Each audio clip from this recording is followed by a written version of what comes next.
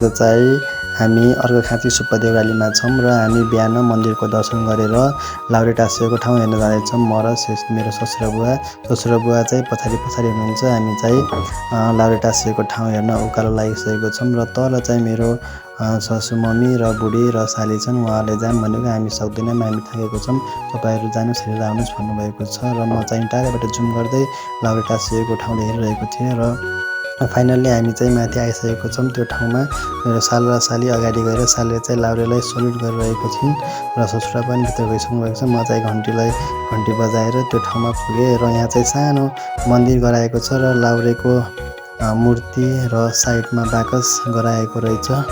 लाउरेको हातमा चाहिँ बन्दुक र उहाँले सल्युट गरिरहेको भएको छ। म चाहिँ नि लाउरेटासिएको कहाँनिर हो भनेर यताउति हेरिरहेको थिएँ र लाउरेटासिएको ठाउँ चाहिँ माथि एउटा भिर जस्तो ठाउँमा माथि भिरमा र ठुलो ढुङ्गामा उहाँ चाहिँ त्यहाँ माथि चाहिँ लाउरेटासिएको तस्बिर रहेछ। यो चाहिँ नि एउटा ऐतिहासिक कुरो हो गाइजहरू। यो चाहिँ नि रेल घटना र रेल कुरो हो सुब्बा देउरालीमा लाउरेटासिएको र हामी चाहिँ त्यहाँ हेरेर सानो मन्दिर रहेछ त्यहाँ मन्दिर लाउरेको मूर्ति र हेरेर हामी चाहिँ तल फर्किरहेको थियौँ र बाटोमा चाहिँ ढुङ्गाहरू चाँचिरहेको थियो। हामी चाहिँ के यो सबैले टाँसिरहेको छन्, यसको रहस्य के भनेर हामी चाहिँ बुझ्न खोज्यौँ र हामीले चाहिँ यसको रहस्य थाहा भएन र बुवाले चाहिँ त्यो ढुङ्गा चाहिँ चाँचिराख्नु भएको छ ढुङ्गा।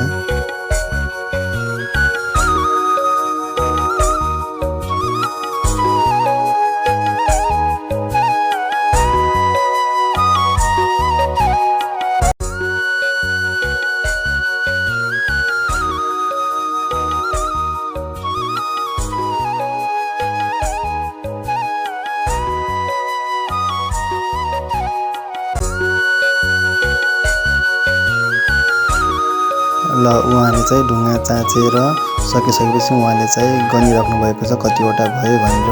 त्यहाँ चाहिँ वरिपरि सबैजनाले 7-8वटा बनाएको थियो र हामीले पनि 7-8वटा बनाउने खोजिरहेको थियौँ र उहाँले चाहिँ ढुङ्गा चाँचेर कम्प्लिट गरिसक्नु भएको थियो र मलाई पनि ढुङ्गा चाँच्न मन लाग्यो। लाउनुहोस् मोबाइल मेरो भिडियो बनाइदिनुहोस्, मैले पनि बनाउँछु भनेर मैले उहाँलाई मोबाइल दिएँ र मैले पनि ढुङ्गा चाँच्ने ठाउँ खोजेँ र मैले चाहिँ ठुलो ढुङ्गा खोजिरहेको थिएँ किनकि हावाहुरी पानीले नखसोस् भनेर मैले पनि ढुङ्गा चाँचिरहेको थिएँ। हजुरहरूले हेर्न सक्नुहुन्छ मैले चाहिँ ठुलो ढुङ्गा र अरूको ढुङ्गा छोड्दै गराएको थिएँ किनकि वरिपरि ढुङ्गाहरू थिएनन्, सबैले बनाइसकेको थिएँ र मैले पनि 7वटा ढुङ्गा कम्प्लिट गरेँ। हजुरहरूले हेर्न सक्नुहुन्छ।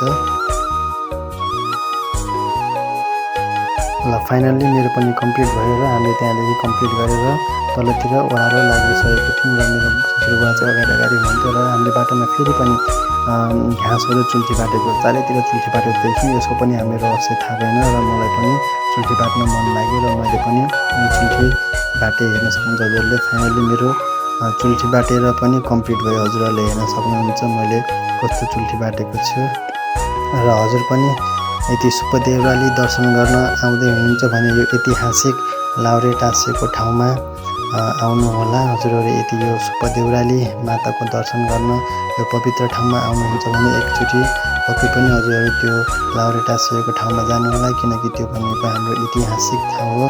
आजको लागि यति नै। यदि मेरो भिडियो मन पर्यो भने लाइक शेयर कमेन्ट सब्सक्राइब गर्न नबिर्सिनु होला। फेरि अर्को भिडियोमा भेटौँला। सुब्बा देउराली माताले सबैको रक्षा गरून्। अहिलेको लागि यति नै। By by.